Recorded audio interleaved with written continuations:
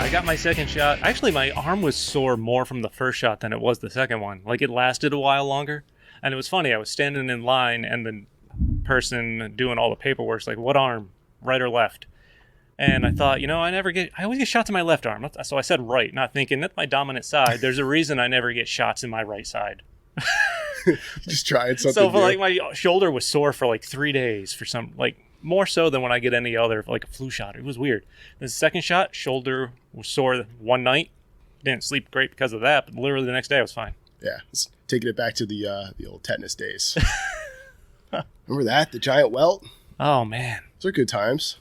Reminiscing about inoculations? Yeah, absolutely. This has been Inoculation, the podcast. Absolutely.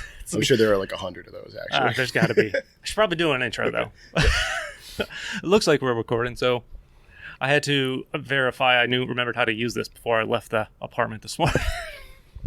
So, welcome to episode 44 of Stories from a Bar. I, of course, am the host, Chris Osborne, and for this episode, I'm hanging out in person with Chris Schell. I wish I read those notes before I pronounced that. I realized halfway into saying her name, I forgot to look at the spelling. Everyone does it. No worries. The brewer and owner here at the Warbler Brewery in Delmar, New York. How are you, sir? I'm really good. How you been? Great. We were just talking about being fully vaxxed and ready to roll. Yeah. It's nice. I love being out in person again. This is the second episode I've done on location since I've gotten my shots. Nice. So, and I'm excited to be here because I've talked about your beer before, and I've only had one of them, but we have a smattering, which I'm calling this, of 8 samples in front of us that I'm super excited about. I appreciate you taking the time to hang out. How's your day going so far? Yeah, I'm just glad it's sunny. I mean, come on, May, get it together. Yeah, it's great.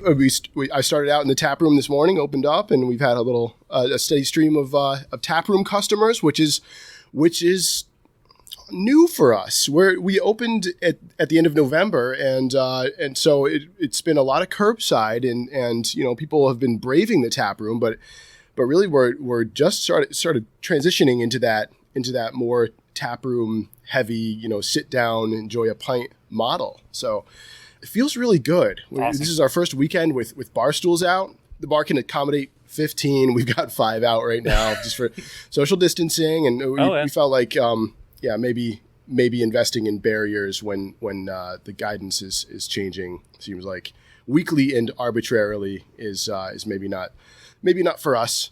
So we've been kind of steady with our changes to the tap room. We just moved to actual glassware from disposable plastic a couple weeks prior, and we're feeling good. Nice. And I definitely want to talk to you about the opening because you guys have opened about halfway into when all hell broke loose. Yeah. But first, let's talk about some of these beers. I want to start particularly with the Pilsner because that's the one I've had, and is that this guy right here? That's the one. The Perula Pilsner. So tell me about this guy. So this is the only one of your beers I've had so far, and I was fortunate. So I live in Niskayuna, so getting here is about a half-hour drive. So that means I'll be stocking up before I leave as well. Nice. Here in Delmar. So, and I remember seeing the articles about the place. I was excited to eventually get out here one day, try some of the beers. And then I saw this guy at Uptown Beverage, which is a local beverage center by me. So I grabbed that. I'm like, so clean, crisp, smooth, definitely. And I stand by this being one of the best Pilsners I've had. Thank you. Thank you so much. And I think the simplicity is the secret. In any Pilsner you're making, this is a really, really basic malt bill. It's 2 malts. It's just Vienna malt and Pilsner malt. And Hallertau, Mittelfra hops, and a German yeast, and that's it. So it's just a mix of a few ingredients, unadulterated water right out of our liquor tank, no treatment. Usually we're adding some brewing salts. All we did here was pH correct, and extended lagering. So we're doing like 6 weeks on every batch, which thankfully at this point in our on our business scape is how quickly we're running out of it. So we're always on fresh stuff when the last batch runs out, which is really fortunate. So Yeah, this is just designed to be just a showcase of Pils malt. You get like a little bit of like baking bread, a little bit of maybe like wildflower honey in the mix, and then basically that will dovetail into the floral and spicy notes of the Hallertau hop, and that's it. That's all you want to drink from it. Little bit of hydrogen sulfide just to close out the taste, flavor profile. Wow. Yeah, like I said, I'll be stocking up before I leave with some 4-packs. And it's kind of funny. So I live in Niska unit with my girlfriend now. We just bought a house. We're moving to like the Rotterdam side of Schenectady, so it's not any closer, but it's not any farther. Yeah, you learn the ins and outs of 787. Yeah, I'm quite familiar. But yeah, so like I said, half hour. So I got to make sure I leave here with like a case of some nice mix of stuff. Awesome. I won't let you forget. No. And I tell you though, finding a house was a pain in the ass. That was. God. Yeah, we're my wife and I are just in preliminary. Oh, really? Research as far as the housing market around here. We want to move into Delmar. Right now, we're out in Guilderland in an apartment, and it's time, and but it's definitely a seller's market right now.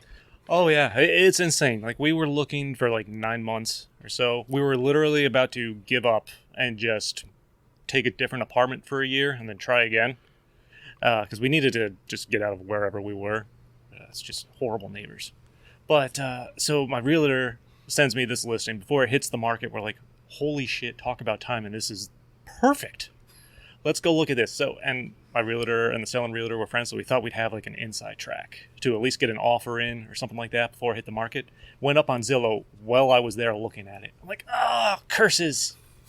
I'm like, because we've been outbid a number of times already. You done got Zillowed. Yeah. And so we put in the bid at our max anyway, and literally the luckiest thing I've ever had happen in my life. Like, I'm a government contractor for the Navy, so I'm able to use Navy Federal for like my loans and stuff like that, which is super cool. They've been super great.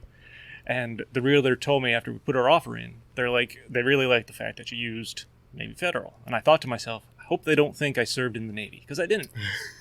That was like my first thought. That's cool. I just stolen valor. I hope they don't, end up picking me because they think I served. That's what happened. So she called, like, they went 3 days. They were going to, like, best offer by so-and-so at 4 o'clock. I get a phone call that night from my realtor with, like, saying she had tears in her eyes. They picked my offer over one that was, our offer over one that was, like, 15 grand more because they had a strong connection to the Navy and loved that I served. I'm like, my jaw hit the floor. I'm like, oh, shit. Like, you got to go back and tell them I was not in the Navy. Like, I can't live. Live with that. You got to tell them that can't be the reason they pick me. So my girlfriend and I are sitting there just bummed out all over again. We're like, this is kind of worse than just saying they took a different offer to begin with. And we get a phone call 15 minutes later saying, you're not going to believe it, but they admired you fast enough and took your offer anyway. Like, holy shit. Hey, integrity. What a roller coaster of emotion. How about it? Like, it was insane. So, you guys taking tenants? We'll move in. We'll get cozy. We'll be the beer people. You guys can supply the nuclear energy. Yeah. That'd be cool. Yeah, but back to beer stuff.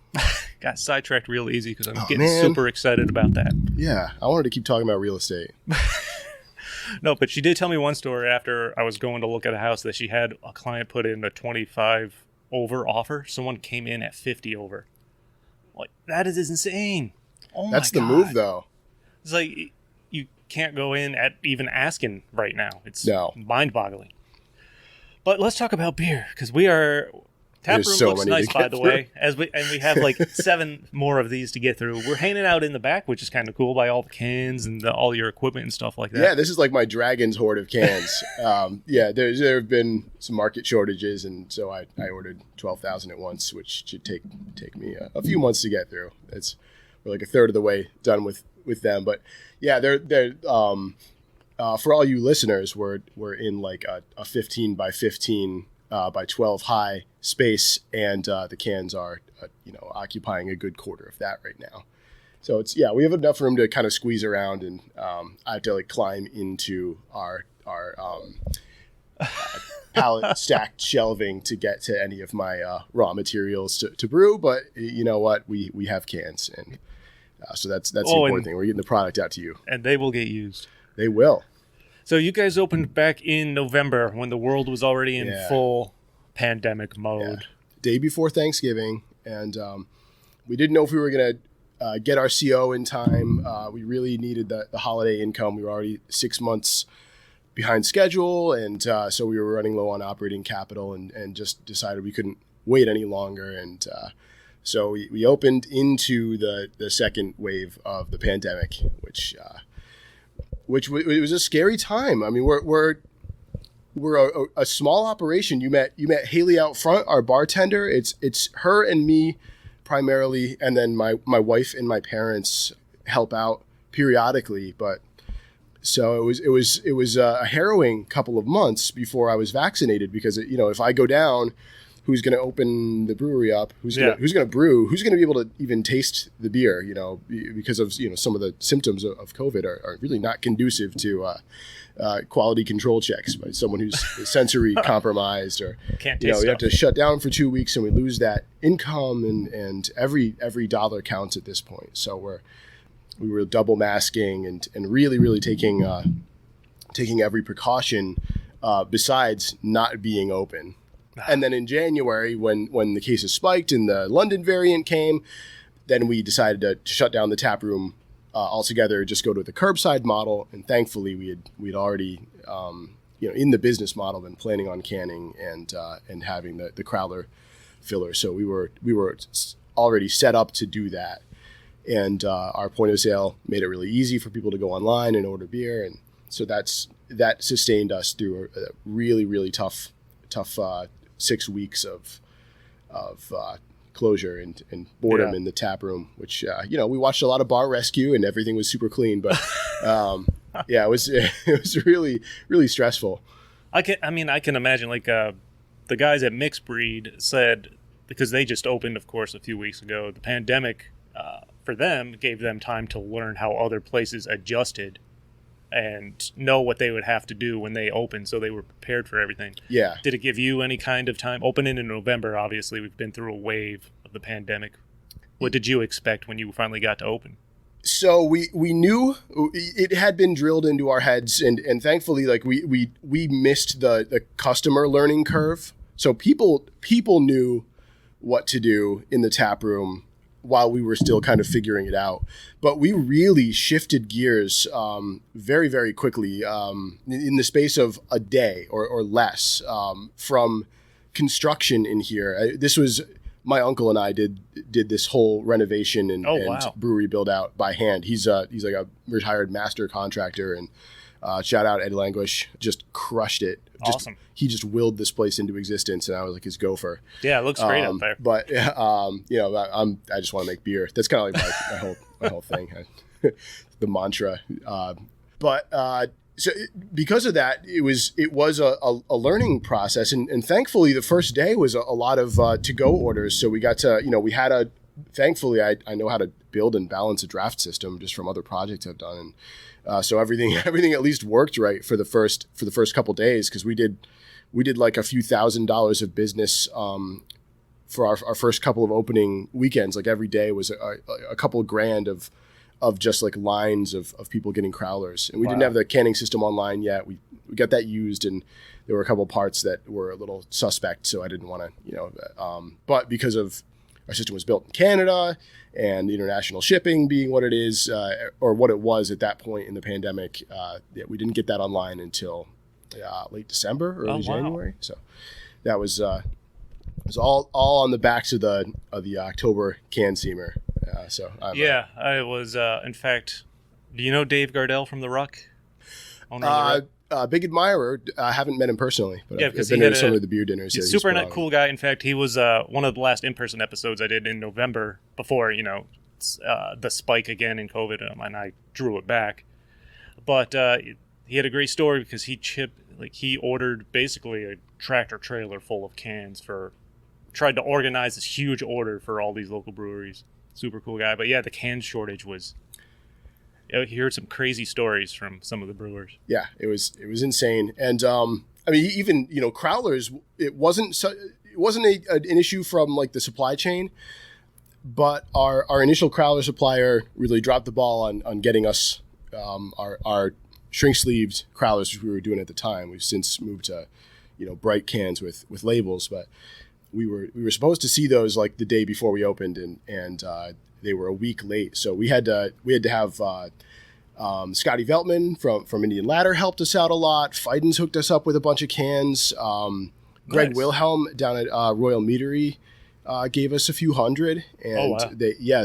So the community really stepped up, and they made our opening possible. That does So not really, surprise really me in grateful the least. to those people. Based on but- everyone I've talked to. Yeah. It's great to see, all the breweries helping each other out. Yeah. It occurs to me I can't sit here and just sip on these until I finish them with each one, or I can't chug 8 of these in an hour. But so what's this next guy? I will finish these. It just I want to get through this while we're talking. You want to go in like a flavor impact order? Do like kind of like a taste through? Sure, whatever you recommend. All right, let's Which go to one, the where pale do I ale. go? So Pale ale. that's Warbler's our flagship, unfiltered but not super duper hazy. We let that drop right in steel before we package it. So it's never super duper hazy, and it's got a kind of a new old school hop mix, Citra Mosaic Nugget.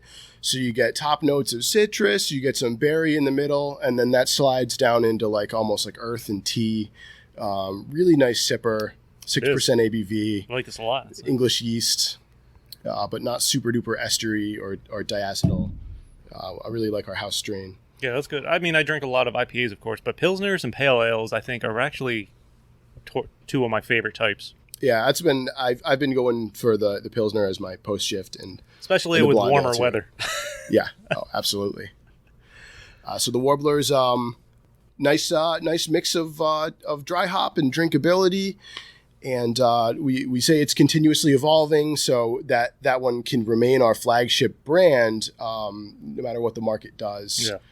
So we can adjust attributes as things evolve. We decided to go that route just because things are changing so quickly right now, and so we'll see where it goes. Right now, it's 2-row flaked oats, little Vienna malt. But Nice. Definitely. nice and balanced. Yeah, that is Really pretty like good. Are you doing this full time, or do you have Yeah. a date? Okay. So Yeah, I'm a career brewer. So, All right. I'm heading into my 12th year. Nice. Pro at this point. So Gotta ask about the name, because when I first saw the articles about the brewery opening and I read the name Warbler, I'm like, what the heck is that? Admittedly, I had no idea it hell was is even a the warbler? type of bird at the time. yeah, But tell me about the Warbler name and what was so enticing to name the brewery after the warbler bird. Wood warbler, right? yeah. So wood warblers are like the North American songbird family. So it's super diverse. There's like over 150 species. Usually their breeding range is like up here in like the northern United States into Canada, and then they migrate down to overwinter in like Central and South America. I'm just a little nature nerd, and I grew up doing like Helderberg Workshop out Indian Ladder way. Yep. Up in the mountains, and just loved the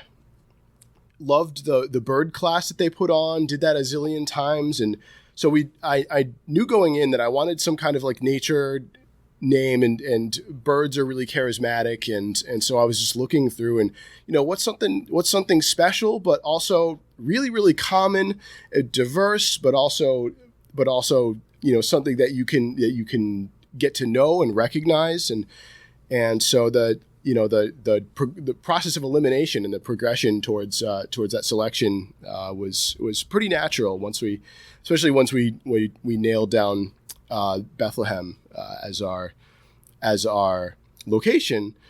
So the whole kind of overarching theme of the brewery is the interplay between human and nature, the eco-anthropo kind of I don't want to say nexus. I don't want to be buzzwordy, but that's the word that came to mind.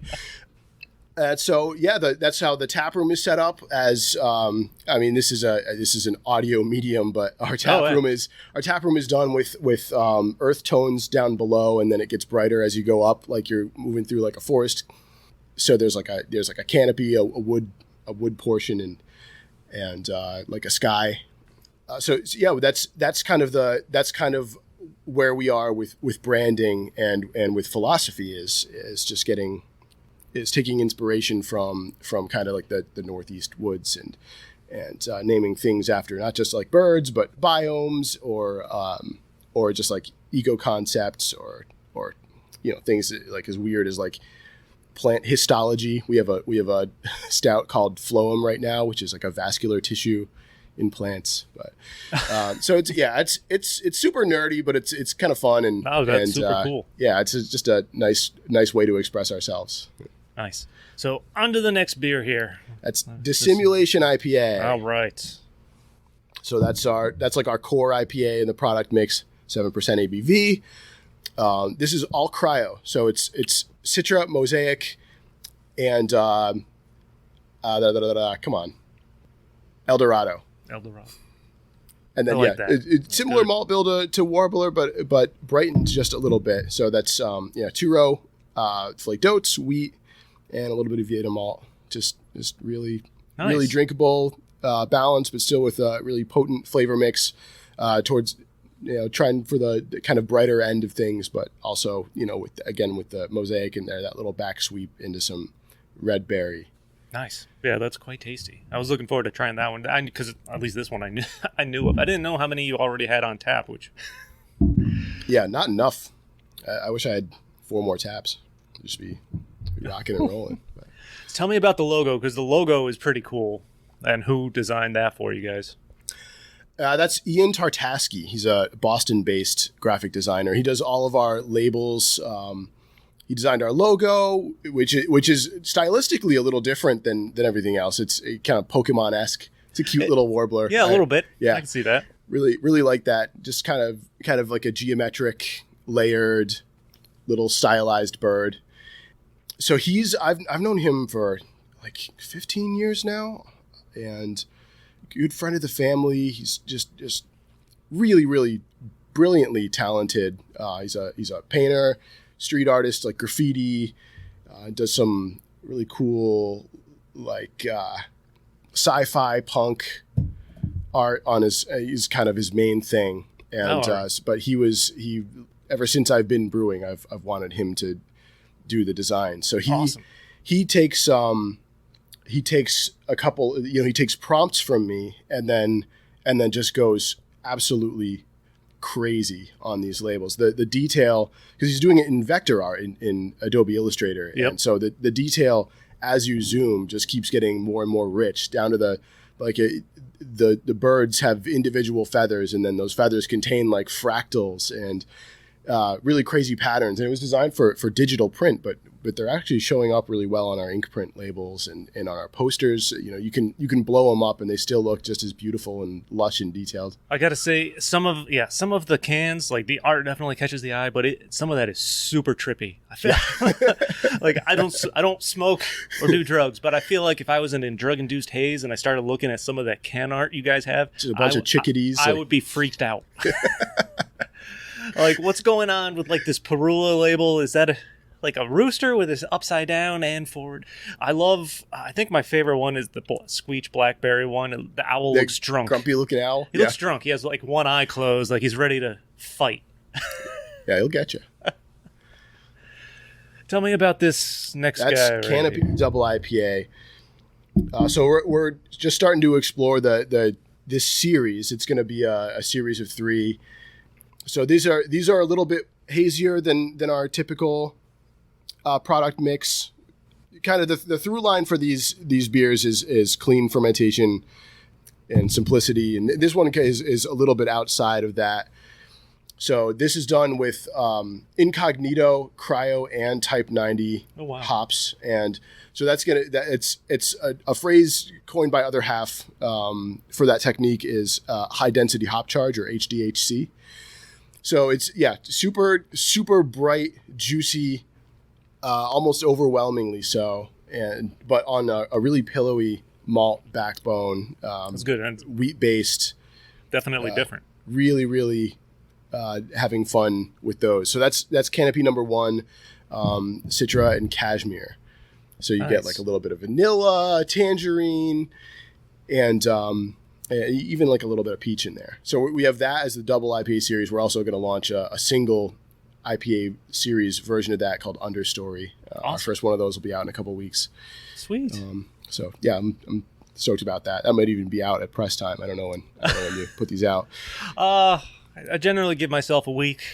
I work full time, so I try to take 10 to 15 minutes a night or something and to do some editing. Cool. And when I say that, it's really just me cutting out some ums and cleaning up some extra space. Oh, I'm a big guy, so you got your work cut out for you. And I don't this is my favorite part of the podcast, clearly sitting here drinking. And then I sit there down to edit. I'm like, why the fuck do I still do this? I'm like, I don't want to do this. This guy's all dead air. What's going on here? It's not even that. I'm like, and then I'm back to sit. I love the drinking and chatting part. Yeah. Then I sit down to edit. I'm like, but I have video games over there that I could be playing. What are you playing these days? I've been playing Assassin's Creed Valhalla, which I feel like I've been playing for 3 years now because the game just won't end. Story-wise, it's just massive. I love a long story mode though. You know, sometimes you feel like shortchanged by some of these releases. No, I mean I love long story, but Assassin's Creed, you have the gist of it. There's nothing stealth about it. I'm a Viking going around murdering and burning down villages. Like there's no stealth here whatsoever. So, and it's doing the same thing over and over again. Okay. Yeah, it's a pain. Like I played Shadow of Mordor, the Lord of the Rings game, which was fun for the first 2/3 of the game. Then the last third of that's literally reconquering every castle over and over again, and for a story that doesn't make sense at this point. Like, come on. That's kind of how I felt about like RDR2. Just like the back third of it was just like made me sad, and it just like winding down. You're like, oh my god, it's like a sweeping Western epic with like I don't want to spoil it if there's someone that still hasn't played it, but it's been out long enough. Yeah. But the guy's sick for like the last like 20 hours of the game. Yeah, I know. Oh my god. But yeah, it's all right. That was a fun game. I'm a big Final Fantasy and Zelda fan. Oh, nice. Those are probably my two go-to franchises. I was an Ocarina kid, but I haven't gotten to play much of the other stuff. But that's the best one anyway. So I've heard.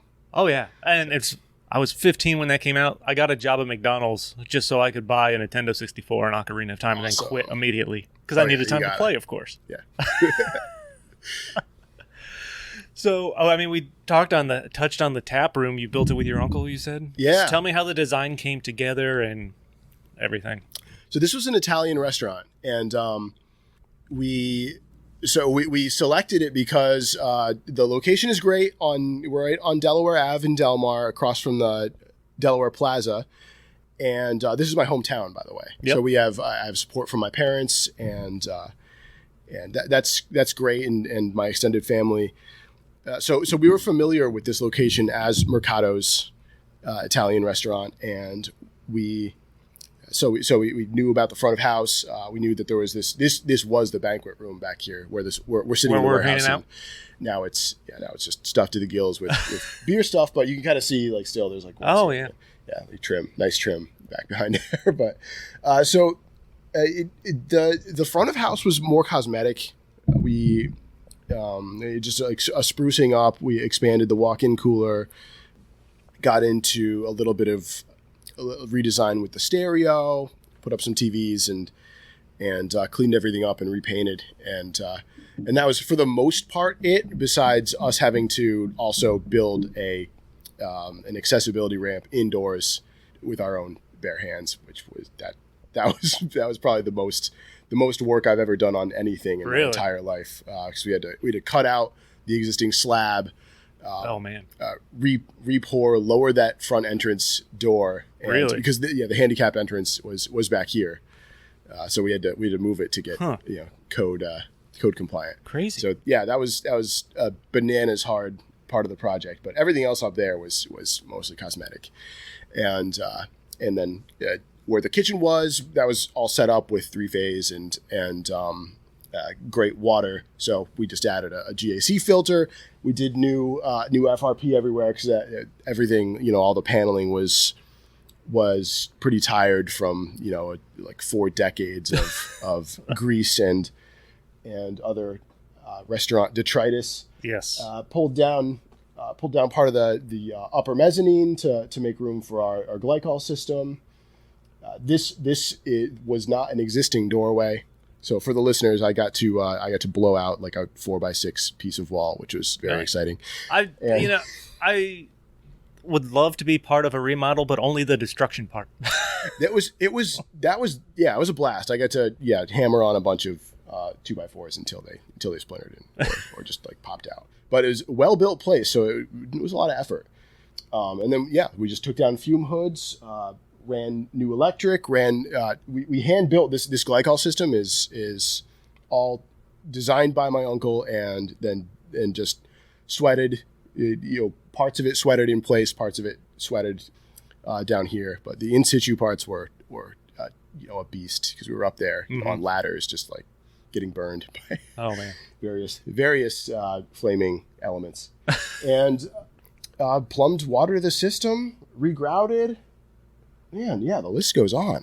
But yeah, the most exciting part was that, putting the tanks in place. Nice. Were there things you wanted to try to get in here that you couldn't once you got into it and saw stuff? No, this was extremely thoughtfully planned out by my uncle, and everything was more or less in place. I mean, there's always stuff that you have to address on the fly. But, I would say more in the front with, there were just ceiling tiles that needed to be replaced or re-insulated. So we spent a lot of time in the ceiling that we didn't know we were going to do. But, and also there being a run on contractors and subcontractors meant that we weren't going to be able to get the help we needed. So there were things that we thought we were going to have other people do that we ended up doing. But other than that, this came together more or less how he planned it out and how he had interviewed me to address my needs and so everything came together really, really well. Awesome. Except that it took an extra 6 months. That's the one thing you try to account for, but can never fully grasp. All right, let's move on to a dark beer here. Ooh. Which okay, so you're holding Cafe Flurpy Coffee Stout. So our Flurpy Stout series is a line of sweet stouts with vanilla. That's the base beer. We don't use animal products in any of our beers. My wife's a vegan, and there's a vegan community in the area, so we just decided, let's make beers that people don't have to make an effort to find out if there's animal products in it. So no lactose. People have moved away from like isinglass finings and all that already, but lactose is the limiting factor as far as the sweetness goes. So we just adjust the fermentation profile and add the vanilla for perception of sweetness. And there you have it. And then this one is done with coffee from Brutus Roasters up the road. They do an amazing job, and we're collaborating with them again. I've heard the name.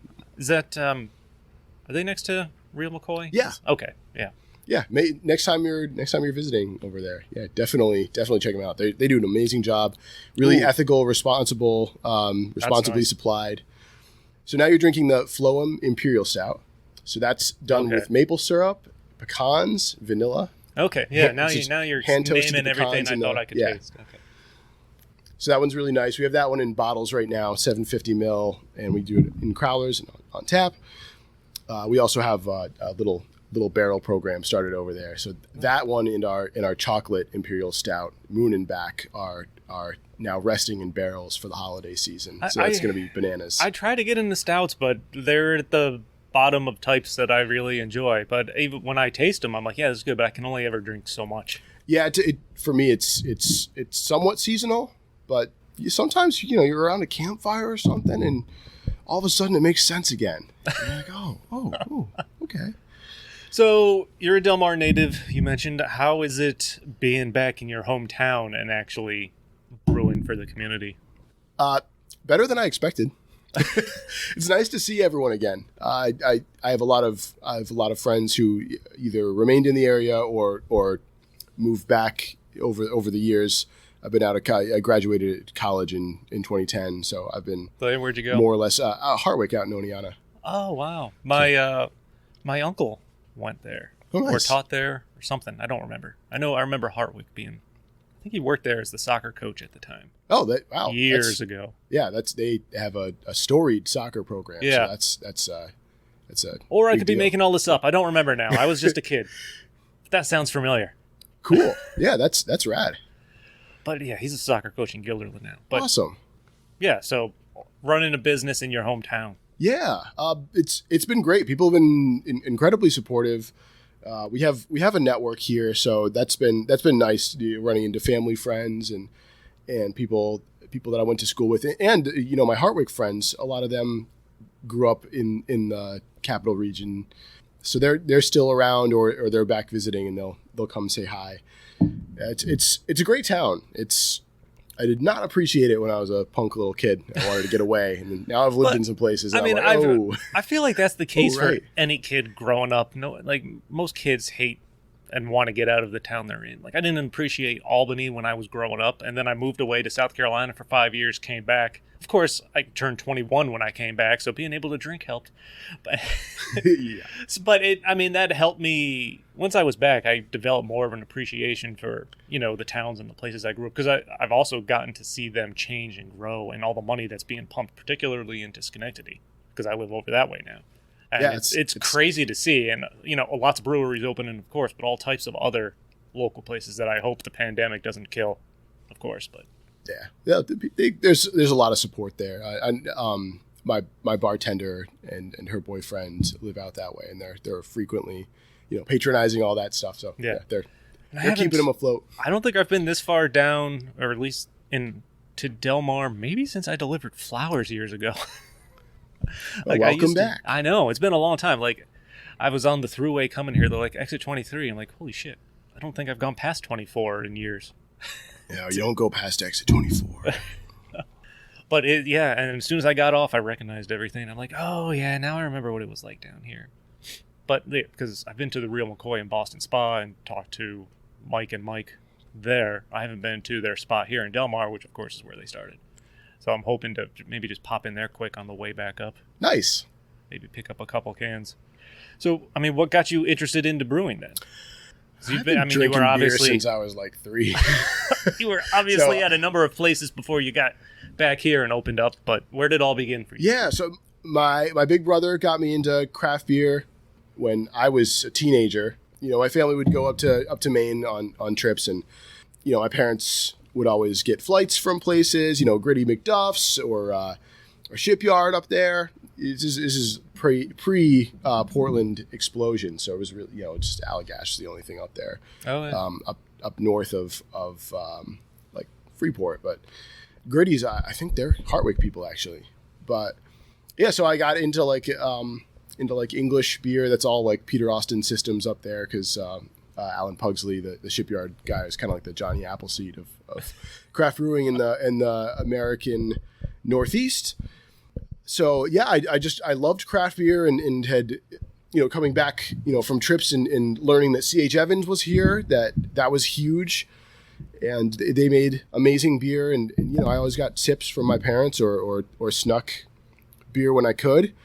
And have loved craft since I was a teen.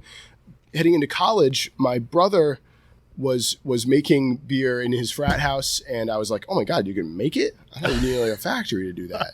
And you do, but yeah, his stuff was drinkable, and it had the advertised effect. But I guess in college that's all that's required. Yeah. Just need to be able to stomach it.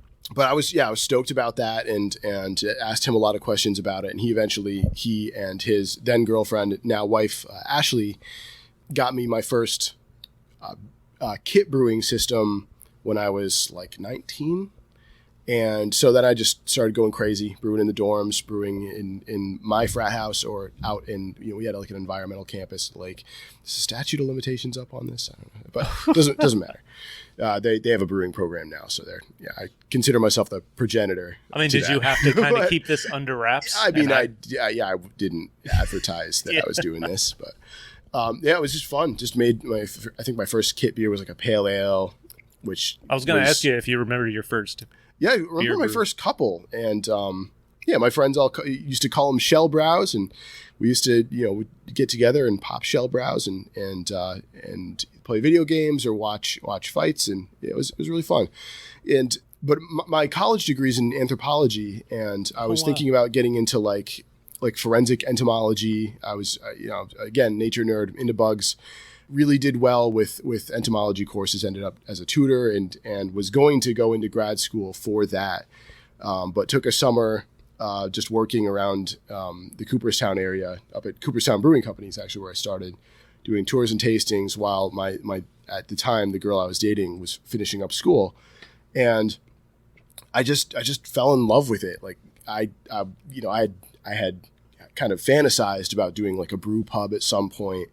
But just to get to actually work around it and talk about it every day was, I mean, obviously I'm just ranting at you today about beer. Well, but I say this a lot. These are my favorite episodes because I just sit here and drink. Yeah.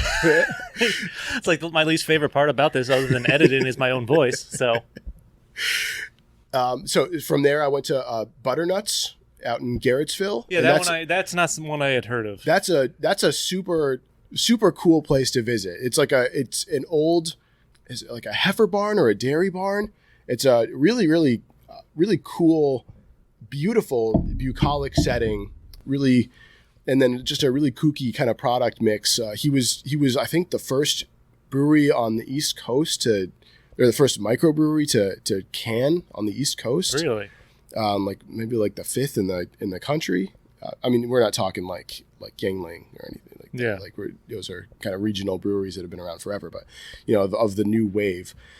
So Pork Slap Pale Ale was the flagship, and that was like a ginger amber ale. The old Pork Slap. The old Pork Slap, which is named after Park Slope, Brooklyn, where the brewmaster Chuck Williamson grew up. I didn't know that. It was a crazy like farm setting. We just had a lot of fun. It was hard work because the system was pretty rudimentary for the level of production we were at. I think we peaked close to 15,000 barrels a year on a 15 barrel system. So yeah, multi-shift brew days, real production ethic, and I got to.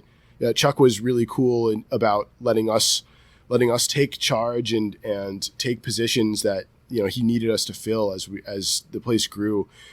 So he put out educational materials for us, and so we would just like study at lunch. And now that my old head brewer Dan Miller is out in Glasgow, Scotland. Oh wow! Doing, or Baileyston, I guess is but he's at Overtone, which is blowing up out there. He's like the head brewer there. It's really cool. It was a really, really amazing experience getting to know how to troubleshoot beer was what that was all about. It's just a crazy, crazy farm brewery. Nothing ever worked right, but we made it work, and we had a pretty big distribution footprint all the way down into Florida. Holy wow! Then did you end up at Robin Hood Brewing? Yeah, so that place I got hired to basically start it up. I'd learned a ton from Butternuts, and they were looking for a young guy. So I went down there at age 25, and that's right outside of Penn State in Bellefonte, PA. And I got a nice little 3.5 barrel system down there, and that was like my little crazy lab. Just 9 fermenters and 3 brights. So we were, it was like a 24 tap product mix, and I just got to go crazy. I learned about like traditional brewing and clean fermentations from my first 2 jobs, and then I learned how to kind of flex that into more novelty or adjunct heavy stuff on my own down there as like a head brewer. So I got there, it was a hole in the ground, and we put it together and grew the brand. And so they've weathered the pandemic. They're doing well. My old assistant brewer Caleb's still running that place, and they're that's another really one well. I hadn't heard of either. Yeah, it's just a little brewery, but worth a visit if you're ever on I-80.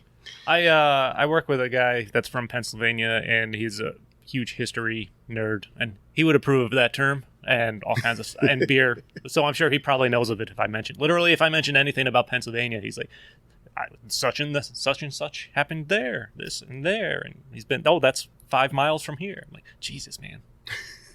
So let's move on. We got two more beers left to talk about as we move along here. So what's this guy? All right, you're holding Alba Blonde Ale. So this beer we make on like a wheat base. So it's nice and light, super soft, really light. Yeah. It's dry hopped, and we do like a rotating hop with that. So this one is all Aussie hops, Australian, Galaxy, Enigma, and Vic's Secret.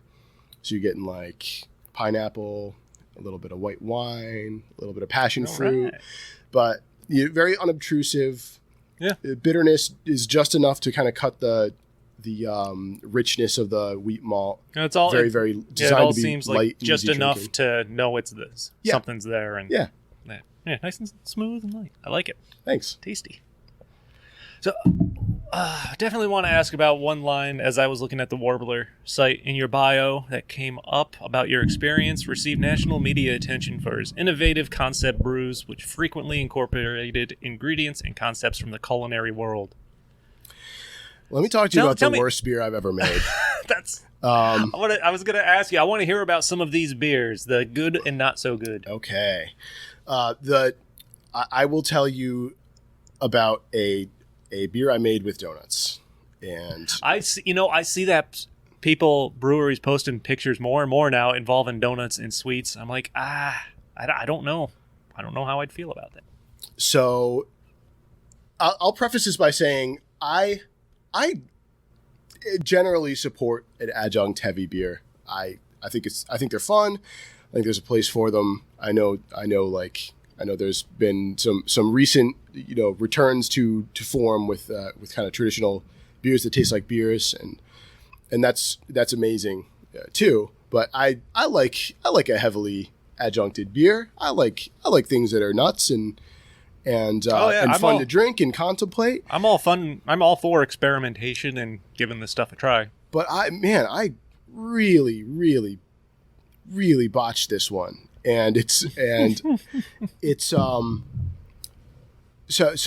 a new donut store making like mini donuts like Duck Donuts does, called Damn Donuts, opened up in the town of Bellefonte where our brew pub was, and they reached out to me about doing a collaboration beer as kind of like a just a cross marketing. They were very new, like a soft open. Kind of shared product, and I was all about that. That sounded like a lot of fun. I love doing experimental stuff. It's fun to explore new ingredients and techniques and watch how things behave, and most of the time it doesn't totally suck. So we got together, decided on a profile. It was going to be based on their they had like a banana chocolate donut, and so we were gonna add donuts to the mash, and then use quote unquote natural flavors, which are artificial flavors. Yep. If you see that on the statement of composition of a beer, natural flavoring. I assume was this going to be a stout? Seems like it would have to be glycol. A stout. It was a porter. Oh, well. So it was going to be cocoa nibs and like an artificial banana flavor. Mm-hmm. And I asked them for like a bucket full of donuts for our little 3-barrel mash tun. And they ended up bringing like 60 pounds of donuts. And they were like, can we use these? I was like, oh my God, I don't want to waste all that. And like, I was feeling pretty good that day. I was ready to go. And I was like, we're going to add them all. And this is where any brewer listening is like, you are so stupid. These donuts are made with wheat, which is a really, really gummy grain, especially, after it's been processed. And so that was like the most stuck my mash has ever been. I've been really fortunate. I've only stuck a few mashes and, just a handful of mashes in my career. And this one was just awful. We ended up with like a 2.5 barrel yield, which is fortunate because it was also the grease from the donuts and whatever I think they were using like a little bit of like lemon extract and all this stuff going through like the fermentation and just whatever happened with the flavoring in the donuts was amplified or biotransformed through the process. And it was like the weirdest tasting beer. And it was like, there was like a visible sheen of grease on any pint you poured. Oh man. And it ended up doing pretty well in the tap room, but it tasted awful. And then we had a marketing director at the time who got us set up with Westwood One, the radio network, and so we got like profiled on. It's like a brewery in Belfont is using donuts in their beer. It's like, well, first of all, we're not the first ones to do this. Second of all, we're not the best ones to do this, by a huge. So, usually when I'm using culinary ingredients, it's things that are more typical nowadays, like a pastry stout, vanilla, cocoa nibs, we've gone crazier than that, but that's where I like to be. Or I'll use chili peppers, I'll use smoked mushrooms, or it's fun things that are fun and add personality to the product, but you can control a little better. But that was a horrendous mistake and the worst thing I've ever done as a brewer. And we sold it. That's what makes it funny. Yeah, it's funny. So tell me about this last guy here. Okay, so that's Blackberry Squeech. So we have a line of Kettle Sours, just very simple. Again, wheat based. So that's done with blackberry and vanilla. Oh, that's nice. Hence the rich hue in that beer. I do like the hue. It's a nice finisher, palate cleanser. We just use a lactoplantarum culture. Definitely not overly sour, which is nice. Yeah, I'm not really a sour guy, so I just wanted to go for tart. I don't drink them often, but when I do, I can only drink one at a time. I mean, I enjoy a good one every once in a while. Frog Alley, their Squint Sour's real good. Artisanal has a couple good sours, but when I do drink them, I can't drink more than one. They just make my mouth water. Yeah, you run into some tooth melters out there in the world. So you told me about your worst beer. Do you have like a favorite or something you've been incredibly proud of that you've done? Geez, so my background being what it is in English styles or simple or sessionable, cracking hazy IPAs was really, really special for me. I was afraid to do it for a while because I don't want to be judged by, I wanted to be a brewer's brewer. I wanted to make, great brown ales and that felt like in the moment back in like 2015, like that was, an egregious violation of what trained brewers were doing. And, what are you doing? You're not even letting it drop bright. You're not going to filter it. So talking myself into doing unfiltered and hazy beer and then learning to excel at that has been a great learning process for me. I feel like I've grown as a person, just accepting them into my life, and now I love them and I like drinking them from other people. But I've been in this industry long enough to have felt shame for making hazy IPA. Wow, and so that I now I guess my first really great double hazy I'll cite as one that I'm really proud of. It was called Bell, and we did that at Robin Hood, and really, really loved that beer. It was just Galaxy, Citra, Mosaic, I think a little Simcoe in there. I have to go back and check the notes. But now they're really fun to do. And I'm starting to kind of accept the more out there beers as more of like a fun challenge. I've kind of veered away from really crazy adjunct products, but I'm still, really cavalier about emerging styles, and so that one was nice. That's experience was great. This blackberry really is a nice cleanser between all these other samples Yeah. I'm jumping around to. As we start wrapping things up here, is there something you haven't brewed yet, or like you really are itching to try and get to? I will say, and I know that it was recently mentioned on your last episode, but much like the mixed breed guys, I'm itching to do a black lager, and that would be great. Do a little Schwartz beer in here. I haven't made one in years. I've come across one, and now I can't remember where I saw it. Maybe at Robin Hood. No. Yeah. Yeah, I did one years and years ago, and haven't returned to it. Just it's hard to find tap space, but I don't know. Maybe we'll team up and make one. Do something with mixed breed on that, because that really did sound enticing. I'm happy to help out. I know nothing, but I'm. Yeah, you can do that. I put the idea in your guys' head, so clearly I'm 1/3 of the involved party now. And then we have to call it Slap and Tickle. Oh, we can do that. The old slap and tickle black lager. Oh boy. Yeah, it'll go over well. Have you been drinking anything else locally that's really stood out to you? You're a big fan of, out of curiosity? Unified is crushing it. It's funny you bring that up. I had one of their beers last night. I've had a few of theirs. One last night I've had for the first time, the Bare Knuckled Ballerina New England IPA. That was absolutely awesome. Yeah, everything I have from them is really, really well composed and well made. Like it's quality. It's not just it's not just excess or gimmick. It's really, really, really well put together products.